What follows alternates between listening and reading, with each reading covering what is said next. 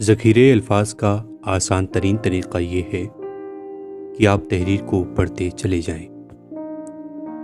اب دوران مطالعہ جہاں کہیں آپ کو کوئی نیا اور اچھوتا لفظ نظر آئے تو آپ وہاں رک جائیں، اس لفظ کے تلفظ پر غور کریں اور پھر اس نئے لفظ کو سیاق و سباق سے سمجھنے کی کوشش کریں۔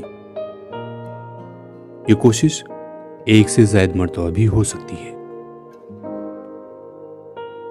اس کے بعد اس لفظ کا قرین قیاس معنی ذہن میں رکھیں اور موجود لغت میں اس لفظ کا صحیح معنی تلاش کریں اور پھر اس معنی کو پڑھی ہوئی عبارت سے ملائیں کہ آیا یہ معنی یہاں موضوع ہے یا نہیں۔ اب اگر عبارت کے مطابق موضوع اور مناسب معنی مل جاتا ہے تو آپ اس عبارت کو 4 سے 5 مرتبہ صحیح معنی کے ساتھ پڑھیں اور کوشش کریں کہ وہ لفظ ذہن میں ہمیشہ کے لیے نقش ہو جائے۔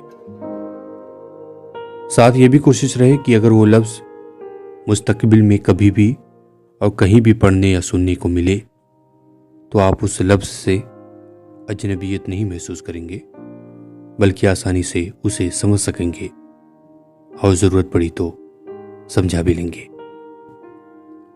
اب اس لفظ کو ہمیشہ محفوظ رکھنے کے لیے آخری فارمولہ یہ ہے کہ آپ اس لفظ کو اپنی تقریر و تحریر اور گفتگو میں بار بار استعمال کریں۔